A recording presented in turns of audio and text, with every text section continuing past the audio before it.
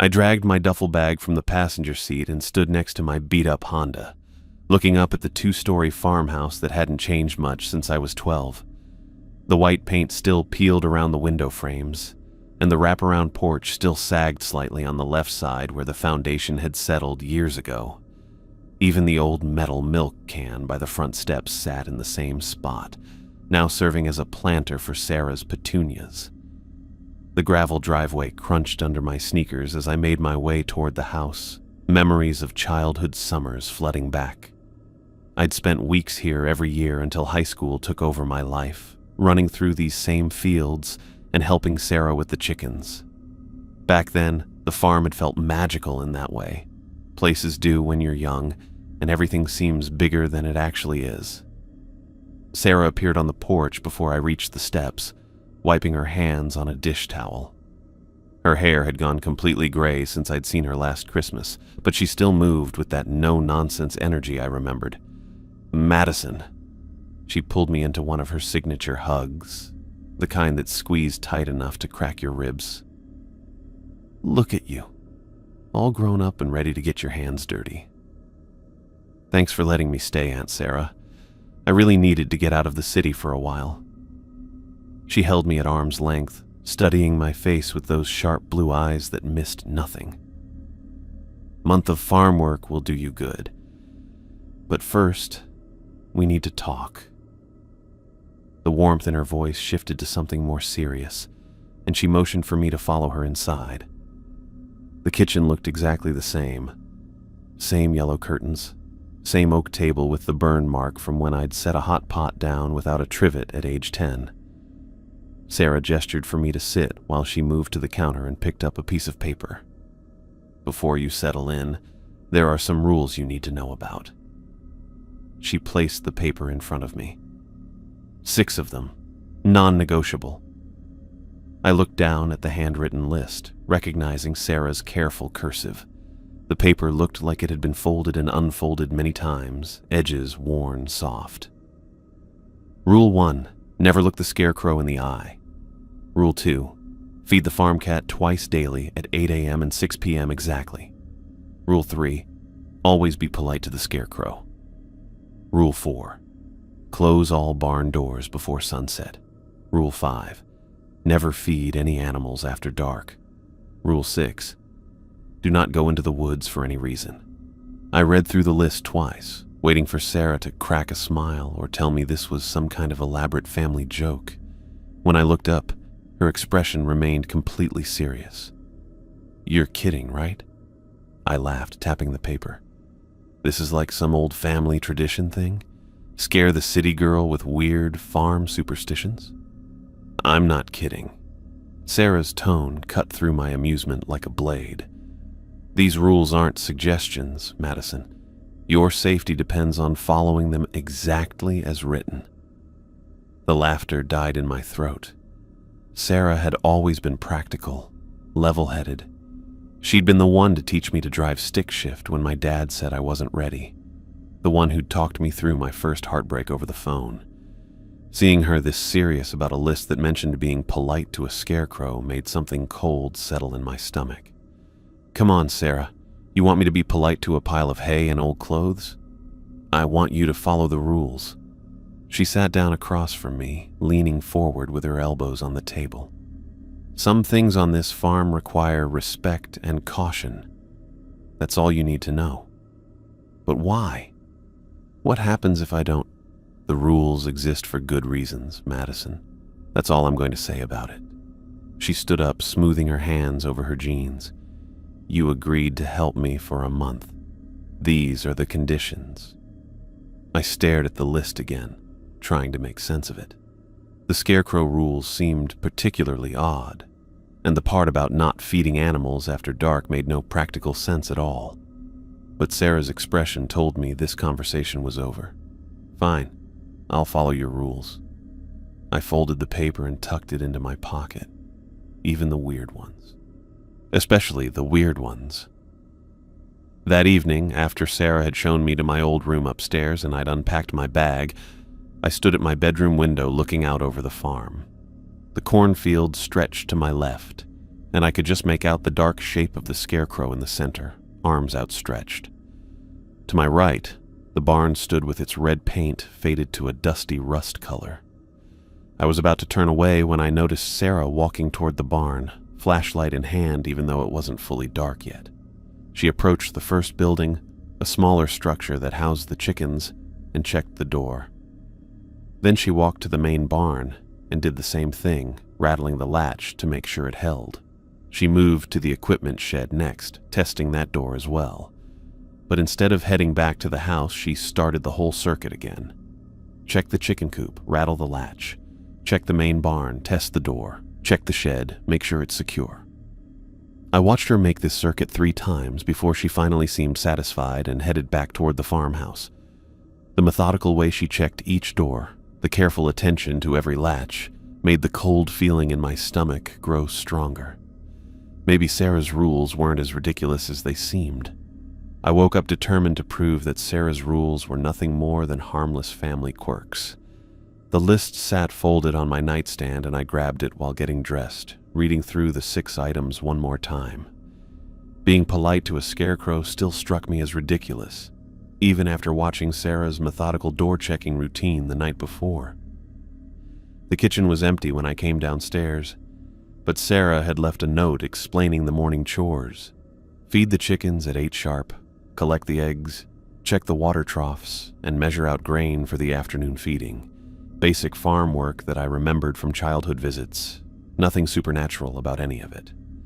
I found the chicken feed in the barn and filled a metal bucket, the familiar weight, bringing back memories of helping Sarah when I was 10. The chickens clucked and flapped around my legs as I scattered the grain, their routine unchanged by all the mysterious rules Sarah insisted on following. Collecting eggs took longer than I expected. The hens had chosen some creative hiding spots, and I had to crawl under the roost to retrieve 2 stragglers. The work felt good, though, physical and straightforward, with clear results that made sense. But as I moved around the chicken coop, I became aware of the cornfield stretching out beyond the fence. The scarecrow stood exactly where I remembered it from my bedroom window, arms extended on a wooden crossbeam, head tilted at that slight angle that made it look almost thoughtful. I kept my eyes focused on the ground or the chickens, deliberately avoiding looking in its direction. The sensation started about an hour into the morning chores, a prickle between my shoulder blades like someone watching me work. I told myself it was just nerves, that Sarah's warnings had gotten into my head more than I wanted to admit. But the feeling persisted as I checked the water troughs and carried feed buckets between buildings. When I finally glanced toward the cornfield, the scarecrow appeared to be facing my direction.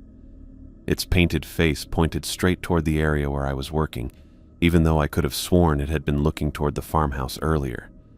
The angle of its head, the way its arms hung from the crossbeam, everything about its position seemed different. I forced myself to focus on the work.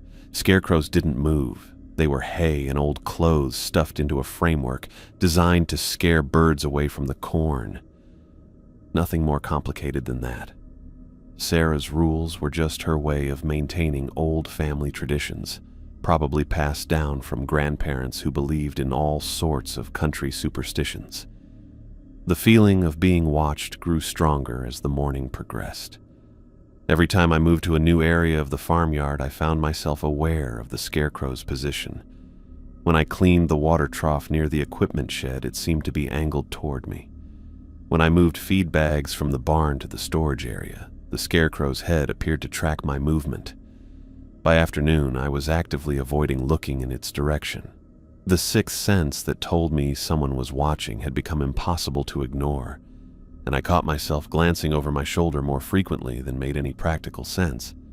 I was carrying 2 heavy buckets of grain toward the chicken coop when it happened.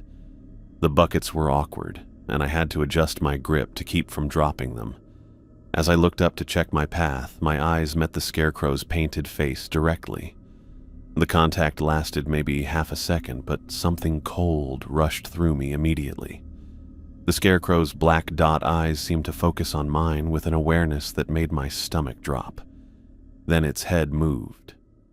Just slightly, tilting a few degrees to the right like it was studying me more carefully. I dropped one of the buckets. "Sorry," I said aloud, the word coming out before I could stop it. "I didn't mean to look, I'm sorry." The scarecrow remained motionless, head tilted at that new angle, but the cold feeling in my chest began to fade. I picked up the spilled bucket, grain scattered across the dirt, and walked quickly toward the chicken coop without looking back. My hands shook slightly as I poured the remaining feed into the trough. The chickens pecked at the grain like nothing had happened, completely oblivious to the fact that I'd just apologized to a pile of hay and old clothes, which was exactly what I should be thinking, except that the apology had felt necessary in a way I couldn't explain. When I finished with the chickens and finally worked up the courage to look toward the cornfield again, the scarecrow was back in its original position, head facing toward the farmhouse, arms hanging at the same angle I remembered from the morning, like it had never moved at all. I found Sarah in the kitchen that evening, stirring something that smelled like beef stew. She looked up when I came in, taking in what must have been a pretty obvious expression of confusion. "How were the morning chores?" "Fine," I said, then hesitated. "Sarah, about the scarecrow. What about it? Does it ever... have you noticed if it changes position during the day?" Sarah set down her wooden spoon and turned to face me fully. Her expression remained neutral, but I caught something in her eyes that might have been approval. "Did you follow the first rule?" I looked at it by accident, but I apologized right away. "Good." She picked up the spoon again and went back to stirring. "Some rules exist for good reasons, Madison. That's all you need to know. But that doesn't answer my question." "Yes, it does." I stood there for another moment, waiting for more explanation that clearly wasn't coming. Sarah's tone had that same finality it had carried when she'd first shown me the list. The conversation was over whether I wanted it to be or not. That night, as I got ready for bed, I folded the rule list carefully and placed it back on the nightstand. The first rule no longer seemed quite as ridiculous as it had that morning. Neither did the third one about being polite. I fell asleep wondering what the other 4 rules were really protecting me from. The bleeding woke me from a dream I couldn't remember. I lay there in the dark, trying to figure out what I'd heard, when the sound came again. High-pitched and desperate, like a lamb calling for its mother. I rolled over and checked my phone. Just past midnight. The sound echoed across the field behind the farmhouse, muffled by the walls but clear enough to make my chest tighten. Something was wrong out there. The bleeding continued, each cry more pitiful than the last. I sat up in bed, pushing hair out of my face and listening harder. It definitely sounded like a baby sheep, maybe separated from the flock or caught in a fence somewhere. Every instinct I had told me to get up and help. Then Sarah's 5th rule popped into my head: never feed any animals after dark. I stayed put for another few minutes, hoping the crying would stop. Maybe whatever was out there would find its way back to safety on its own, but the bleeding kept going, regular as a heartbeat, and I couldn't just lie there listening to an animal suffer. I grabbed the flashlight from my nightstand and padded barefoot to the window. The moon was bright enough to see the field clearly, and I pressed my face against the glass, scanning for movement. There. About 50 yards out, a small white shape stood alone in the grass. It looked exactly like a lamb, maybe 3 or 4 months old. The kind that would definitely be calling for its mother if it got lost. The poor thing was just standing there, head thrown back, mouth open as it cried. My hand was already on the window latch when I stopped myself. Rule number 5 wasn't about feeding specifically. It was about not dealing with animals after dark at all. Sarah had been very clear about that, and after what happened with the scarecrow yesterday, I was starting to take her warnings more seriously. I watched the lamb for another minute, trying to decide what to do. It wasn't moving much, just shifting its weight from foot to foot while it bleated. Something about that bothered me, though I couldn't put my finger on what. Then I listened more carefully to the sound itself. The bleeding was too regular, too perfect. Each cry lasted exactly the same length of time, with exactly the same pause between them, like someone playing a recording on repeat rather than an actual animal in distress. I leaned closer to the window, studying the white shape more intently. As I watched, it moved forward a few steps, but not in the flowing way sheep moved. The motion was jerky, mechanical, like something being pulled on strings. The bleating changed suddenly, becoming more rhythmic, more musical, and underneath the animal sound I could hear something else, a pattern that almost sounded like words, like someone humming a tune while imitating a sheep's cry. My stomach dropped. I backed away from the window quickly, clutching the flashlight against my chest. The sound continued outside, but now I could hear how artificial it really was, how deliberately it was being made to sound distressed and helpless. Whatever was out there in the field wasn't a lamb. I stayed as far from the window as possible for the rest of the night, sitting on my bed with my back against the headboard. The fake bleating went on for about an hour before finally stopping, leaving the farm in complete silence. I didn't sleep much after that. When the sun came up, I forced myself to look out the window again. The field was empty, just grass waving in the morning breeze. No sign that anything had been out there at all. After getting dressed, I walked around the entire property, checking Sarah's sheep pasture and counting heads. All 12 animals were exactly where they should be, clustered around their water trough like they'd been there all night. Sarah was already working in the garden when I came back to the farmhouse, pulling weeds from around her tomato plants. She looked up when she heard my footsteps on the gravel. "Morning, Madison. Sleep well?" "Fine," I said, then hesitated. "Sarah, do you ever have problems with lambs getting separated from the flock?" "Not really. My sheep stick close to home." She straightened up, brushing dirt off her hands. "Why do you ask?" I almost told her about the bleeding, about the white shape in the field and the way it moved wrong. But something held me back. Maybe it was the way she'd refused to explain the rules before, or maybe I just wasn't ready to admit how thoroughly spooked I'd been. Just wondering. The pasture fence looked secure when I checked it. Good. Sarah went back to her weeding. Staying aware of the animals is important. I spent the rest of the morning doing chores, feeding the chickens and collecting eggs while carefully avoiding eye contact with the scarecrow. But I kept thinking about rule number 5 and how Sarah hadn't just warned against feeding animals after dark. She'd made it clear that dealing with any animals after sunset was off limits. Now I understood why. I spent most of the next day fixing a section of pasture fence that had come loose during the last storm.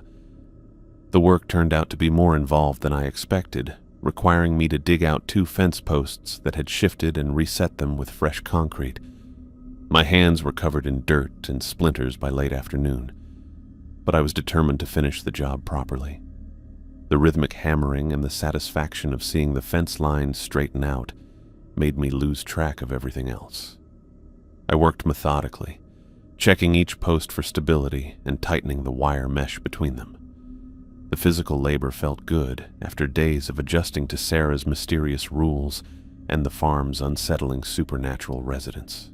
When I finally stepped back to admire the completed repair, the sky had turned that deep purple color that comes just before full darkness. My stomach dropped as I realized what time it was. The barn doors. Rule number 4.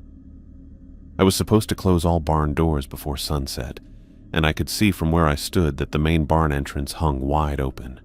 I dropped my hammer and ran toward the building, gravel crunching under my boots. Sarah had been very clear about this rule, and after what I'd experienced with the fake lamb bleating, I wasn't about to test what happened when the rules got broken. But as I approached the barn, I found something blocking my path. The large orange tabby cat sat directly in front of the open doors, planted like a furry roadblock between me and the entrance.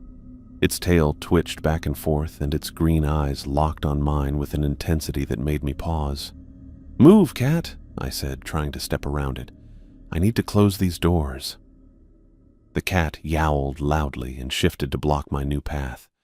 When I tried going to the left, it darted in front of me again. When I moved right, it mirrored my movement perfectly, keeping itself positioned between me and the barn entrance. "Come on," I said, crouching down and reaching toward it. "I'm already late with this. Sarah's going to kill me."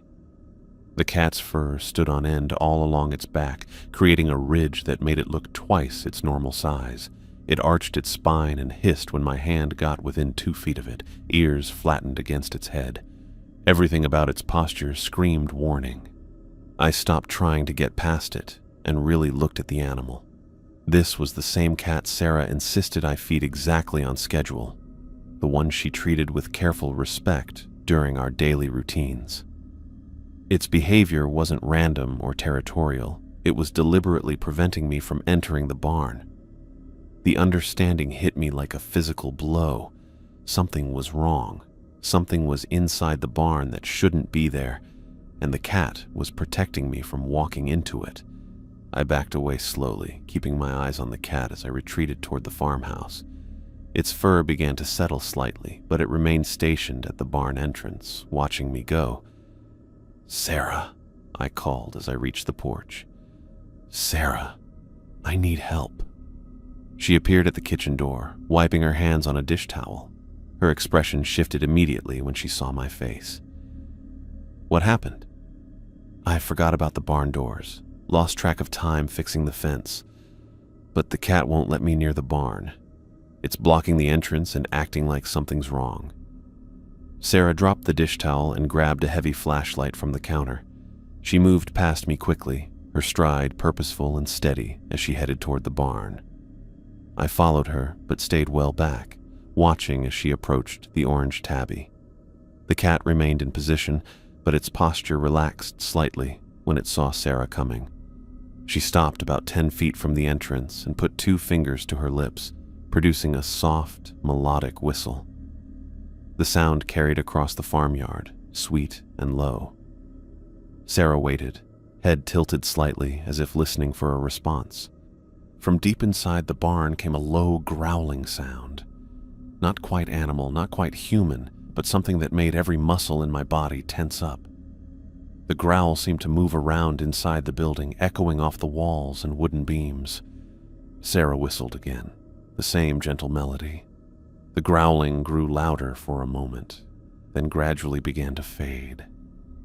I could hear movement inside the barn, like something large shifting through the hay and equipment. The sound receded deeper into the building, becoming fainter until it disappeared entirely. Only then did the orange tabby step aside, moving with graceful precision to clear the path to the barn doors. Sarah walked forward calmly and grabbed the heavy door handle, pulling the massive wooden panel shut with a solid thunk. She slid the metal latch into place and tested it twice to make sure it held secure. "There," she said, turning back toward me. "Problem solved." I stared at the closed barn, my hands shaking slightly from adrenaline I was only now beginning to feel. What was that thing? Something that comes around when the doors stay open too long after dark. Sarah picked up the cat, which purred loudly in her arms. "This little guardian saved you from making a serious mistake." The cat looked at me over Sarah's shoulder, its green eyes bright and alert.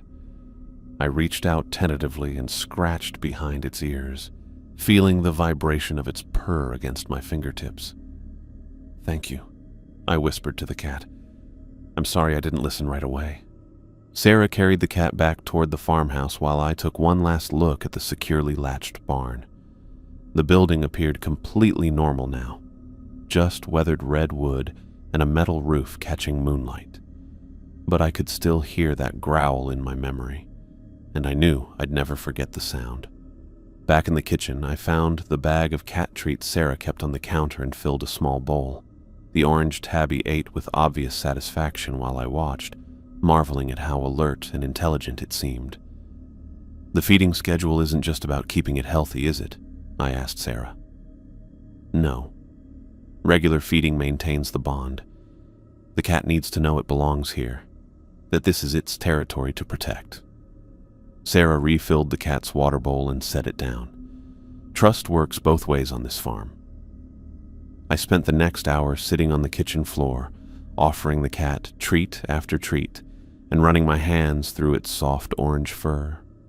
Each purr felt like forgiveness, like acceptance into some kind of partnership I was only beginning to understand. When I finally went to bed that night, I took the rule list from my nightstand and read through it one more time. But now the words looked different. Instead of arbitrary restrictions, they read like a survival guide written by people who understood exactly what they were protecting against. I folded the paper carefully and placed it back on the nightstand, no longer questioning the wisdom behind any of Sarah's requirements. I woke up feeling different than I had any morning since arriving at the farm. The anxiety that had been sitting in my chest for days was gone, replaced by something steadier, calmer. I knew exactly what I needed to do and when I needed to do it. The rule list stayed folded on my nightstand as I got dressed. I didn't need to read it anymore. Each requirement had become part of my routine, woven into the fabric of how I moved through my days here. Downstairs, Sarah had left the usual note about morning chores, but I barely glanced at it. Feed the chickens at 8 sharp, collect eggs, check water levels. Basic tasks I could handle with my eyes closed. What mattered now was doing them the right way. I filled the metal bucket with chicken feed and headed outside, but instead of going straight to the coop, I walked toward the cornfield first. The scarecrow stood in its usual position, arms stretched wide on the wooden crossbeam, head tilted at that slight angle that had once seemed so unsettling. "Good morning," I said aloud, keeping my eyes focused on its painted shirt rather than its face. "I hope you had a peaceful night." The scarecrow didn't move, but something about its posture felt less rigid than before, less like a warning and more like acknowledgement. I had no idea if it actually heard me or cared what I said, but Sarah's third rule was clear about being polite, and politeness had never hurt anyone. The chickens clustered around my legs as I scattered grain across their run, their routine unchanged by my new approach to farm life. But I moved differently now, more aware of the rhythms and patterns that governed this place. The orange tabby appeared while I worked, weaving between the fence posts with feline grace. "Hey there," I said, crouching down to scratch behind its ears. "Ready for breakfast?" The cat purred and rubbed against my palm, then followed me as I finished the chicken chores and headed back toward the farmhouse. It stayed close throughout the morning, padding along beside me as I checked water troughs and moved feed buckets between buildings. At exactly 8 o'clock, I filled the cat's bowl with the precise amount of food Sarah had shown me. The orange tabby sniffed at the kibble but didn't eat immediately, more interested in watching a butterfly that had landed near the porch steps. I left the food where it was and continued with my work. The cat would eat when it was ready. What mattered was maintaining the schedule, keeping the routine that Sarah insisted was so important for the farm's balance. By mid-morning, I found myself moving through tasks with an efficiency I hadn't felt since arriving. Every action had purpose, every rule had meaning. The supernatural residents of this place weren't threats to be feared, but neighbors to be respected, part of an ecosystem that had functioned for generations. When I finished cleaning the water trough near the equipment shed, I walked back toward the cornfield to check on some irrigation equipment Sarah had mentioned. The scarecrow came into view as I approached, and I gave it a small wave. "Back again," I said, "just checking the sprinkler heads." I spent about 20 minutes examining the irrigation lines, making notes about which heads needed cleaning and which sections might need repair. The work required me to move through several rows of corn, but I made sure to announce my presence each time I entered a new area. "Excuse me," I said to the scarecrow as I passed near its position. "Just need to check this last section, then I'll be out of your way." When I finished and gathered my tools, I looked toward the scarecrow one final time. "All done. Thank you for letting me work in your field." I could have sworn its head tilted slightly, just a degree or two, but the movement was so subtle I might have imagined it. What I didn't imagine was the feeling of approval that seemed to settle over the cornfield, like I'd passed some kind of test I hadn't known I was taking. The cat reappeared as I walked back toward the barn, having apparently finished its breakfast while I worked. It trotted alongside me with obvious contentment, tail held high like a flag. "Good meal?" I asked it. The cat chirped in response, a sound that might have been agreement. Lunch came and went with Sarah and me eating together in comfortable quiet. She seemed pleased with how I was handling the farm work, commenting that I'd settled into the routines faster than she'd expected. I didn't mention my conversations with the scarecrow, but something in her expression suggested she already knew about them. Around 2 in the afternoon, I decided to repair a section of fence near the woods that had been damaged by falling branches. The work was simple enough, just clearing debris and tightening wire that had come loose, but it put me closer to the tree line than I'd been since arriving. I'd been working for about an hour when I heard Sarah's voice calling from within the woods. "Madison! Madison, can you help me? I'm stuck!" I looked up from the fence post I'd been securing, tools still in my hands. The voice was perfect. Exactly Sarah's tone, her inflection, even the slight rasp she got when she'd been working outside all day. "Madison, please. I need help. I can't get out." My first instinct was to drop everything and run toward the trees. Sarah sounded genuinely distressed, like she might be caught in a deadfall or trapped under something heavy. Every part of me wanted to help. But rule number 6 sat in the back of my mind like a roadblock. Do not go into the woods for any reason. "Sarah?" I called out. "Are you okay? What happened?" "I was chasing one of the chickens that got loose. There's a fallen tree and my leg is caught. Please, Madison, I can't move it by myself." The voice grew more urgent, more desperate. It sounded exactly like what Sarah would say if she really was trapped. But something made me pause instead of rushing forward. I turned and looked back toward the farmhouse. Sarah was clearly visible in her garden, kneeling between rows of tomatoes with a basket beside her. She was maybe 200 yards away, but I could see her distinctly, pulling weeds and checking plants with the methodical care she brought to all her work. "Madison, please, it's getting worse. I think I might have broken something." The voice from the woods had become almost frantic, pleading with a desperation that tugged at every protective instinct I had. But Sarah continued working peacefully in her garden, completely unaware that something in the forest was using her voice to call for help. I backed away from the tree line, keeping my eyes on the real Sarah as the fake voice continued its urgent appeals. "I'm sorry," I said to the woods. "I can't help you. Madison, don't leave me here, please, you have to help me." The voice grew more shrill, more demanding, but I kept walking backward until I was well clear of the forest edge. Only then did the calling stop, cutting off abruptly as if someone had flipped a switch. I gathered my tools and headed back toward the farmhouse, my hands shaking slightly from adrenaline. The encounter had lasted maybe 5 minutes, but it felt like hours. Sarah looked up from her tomatoes as I approached, shading her eyes with one dirt-covered hand. "Finished with that fence section already?" "Yeah," I said, setting down my toolbox. "Sarah, do you ever go into the woods?" "Never." She went back to her weeding.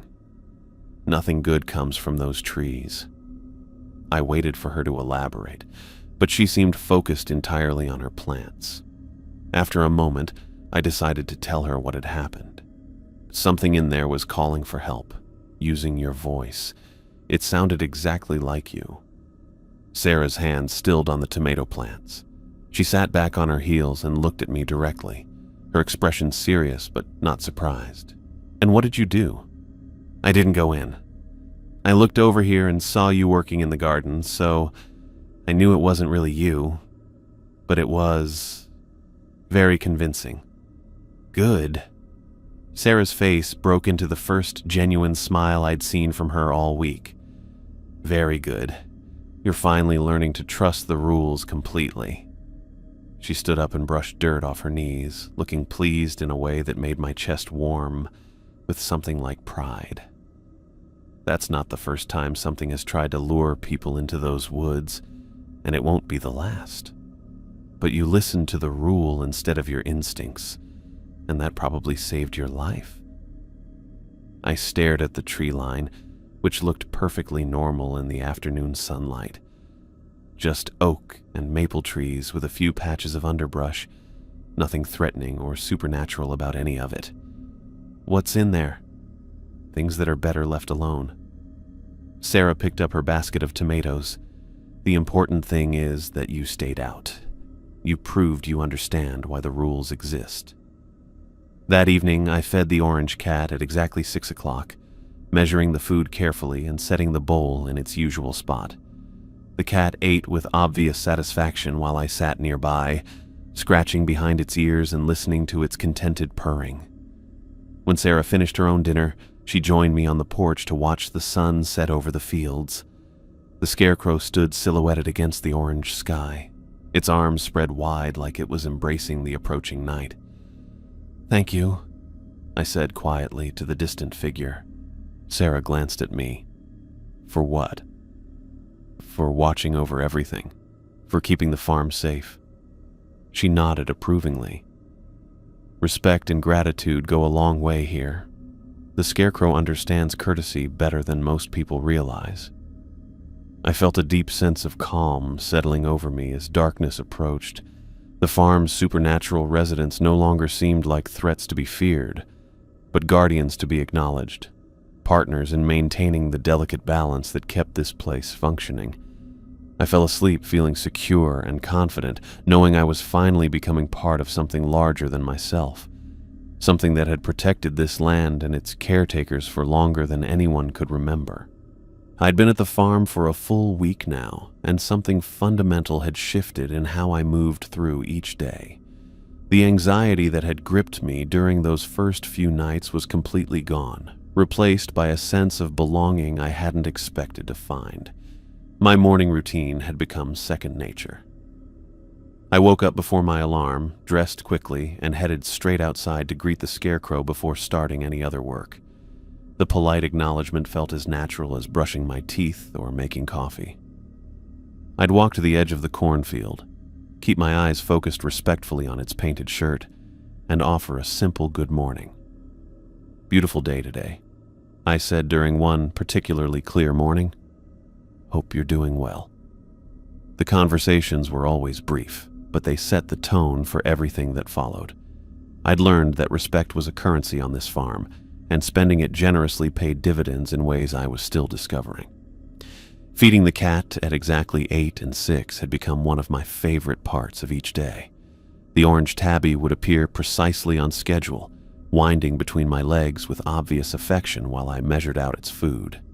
It no longer treated me like a stranger who might mess up the routine. Instead, it acted like I was part of the family, purring loudly when I scratched behind its ears and following me around the property during my morning chores. The barn doors were never a source of stress anymore. I developed an internal clock that reminded me well before sunset to make my rounds, checking each latch twice and making sure everything was secure. The methodical routine Sarah had demonstrated that first night now felt completely natural, like muscle memory I'd inherited from previous generations of caretakers. Even my approach to the woods had evolved from fearful avoidance to respectful acknowledgement. When my work took me near the tree line, I'd nod toward the forest and announce my presence, just as I did with the scarecrow. I never went closer than necessary, but I no longer felt the urgent need to run away from the edge of the property.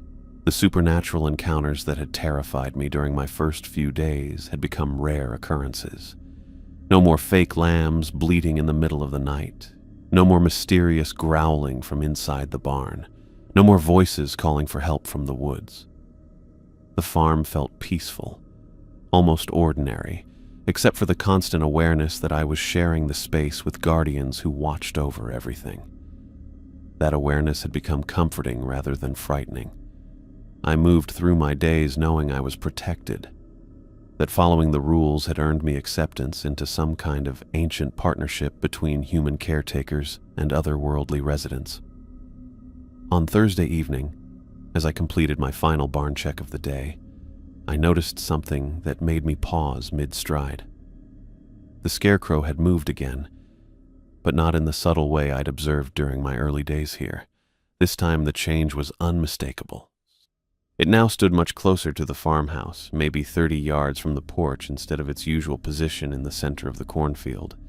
Someone had relocated the entire wooden framework, crossbeam and all, positioning it where it could monitor the farmyard directly. The painted face looked toward the house, arms spread wide in what seemed like a protective stance rather than a threatening one. My first reaction wasn't fear or confusion.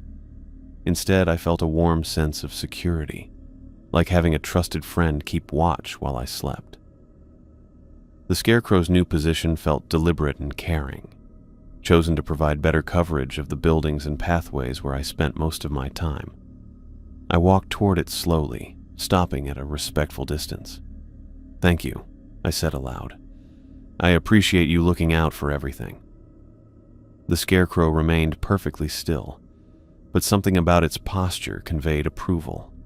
I'd learned to read its subtle communications over the past week, the way its head might tilt slightly when I approached, or how its arms seemed less rigid when I remembered to be polite. As I turned back toward the barn to finish locking up, the orange tabby appeared beside me, rubbing against my legs with obvious satisfaction. It purred loudly as I slid the heavy latch into place and tested it twice to make sure it held secure. "Good work today," the cat seemed to be saying through its contented rumbling. I crouched down and ran my hands through its soft fur, marveling at how completely my relationship with this animal had transformed. A week ago, it had been a mysterious creature that blocked my path and hissed when I tried to approach. Now it felt like a partner, someone who understood my role on the farm and approved of how I was handling the responsibilities. When I finished securing all the buildings and headed back toward the house, Sarah was waiting on the porch with 2 glasses of iced tea. She handed me one as I climbed the steps, and we settled into the wooden chairs that faced west toward the fields.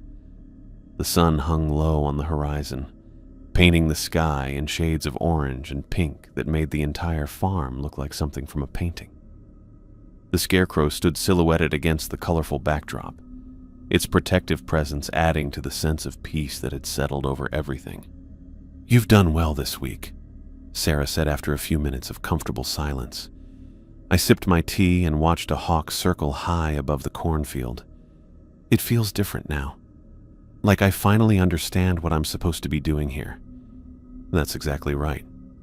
Sarah's voice carried a warmth I hadn't heard before, like she was genuinely proud of my progress. "You've learned to work with the farm instead of fighting against it." We sat quietly for a while, watching the sun sink lower toward the tree line. The air was filled with the evening sounds I'd grown to love. Crickets starting their nightly chorus, chickens settling into their roosts, the distant rustle of corn stalks moving in the breeze.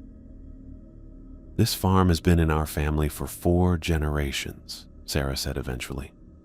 "My great-grandmother was the first to figure out how to coexist peacefully with the guardians who were already here when she arrived." I turned to look at her, interested to finally hear some of the history I'd been curious about since my first day. She was a practical woman, like you. Noticed patterns in what worked and what didn't, wrote down the rules that kept everyone safe. Each caretaker since then has added to the knowledge, refined the approach, learned new ways to maintain the balance. The Scarecrow and the cat have been here that long. Different individuals, same spirits. They're drawn to caretakers who show proper respect, who understand that this land belongs to all of us together. Sarah gestured toward the Scarecrow's new position. That one has been watching over the farm for about 15 years now. Showed up right after my husband passed, like it knew I'd need extra help managing everything alone. The Scarecrow's protective presence made even more sense now. It wasn't just a supernatural guardian doing its job. It was a longtime companion who had chosen to care for Sarah and her property. "What about the thing in the woods? The one that used your voice?" Sarah's expression grew more serious. "That's been here the longest. Probably existed before any humans settled this area. But it stays in the trees as long as we stay out and everyone benefits from the arrangement." And the thing that was in the barn that night comes and goes, shows up when the doors stay open too long after dark, moves on when we secure everything properly. It's not malicious, just opportunistic. I nodded, filing away these explanations with the growing understanding I'd developed over the past week. The supernatural residents weren't random threats or mysterious forces. They were neighbors with their own needs and boundaries, beings who could coexist peacefully with humans as long as everyone followed the established agreements. The sun touched the horizon, casting long shadows across the farmyard. The scarecrow's silhouette stretched toward the house, like it was reaching out to encompass everything under its protection. "Madison," Sarah said quietly, "you came here planning to stay for a month." "Yeah, that was the original plan." "How would you feel about making this arrangement more permanent?" I felt my chest warm with something like relief, like she was offering me exactly what I hadn't known I wanted. The past week had shown me a way of living I'd never experienced before. Purpose without stress, routine without boredom, community that included beings most people would never believe existed. "I've been thinking the same thing," I said. "This place feels more like home than anywhere I've lived in years." Sarah smiled, the expression transforming her entire face. "Good. The farm needs a caretaker who understands the rules, someone who can maintain the relationships we've built here. You've proven you can handle that responsibility." I looked out at the fields, the barn with its securely latched doors, the orange cat that had appeared on the porch and was now cleaning its paws with obvious contentment. The scarecrow stood guard in its new position, arms spread wide like it was embracing everything under its watch. "I'd like to stay," I said. "I think I'm ready to become part of this tradition." Then it settled. Sarah raised her glass of tea and a mock toast. "Welcome to the family business, Madison, both the human side and the other kind." We finished our drinks as full darkness settled over the farm, both of us comfortable in the knowledge that everything was secure and protected for another night. The orange cat purred loudly from its spot near my feet, and I could have sworn I saw the scarecrow's head tilt slightly in our direction, like it was acknowledging the agreement we'd just made.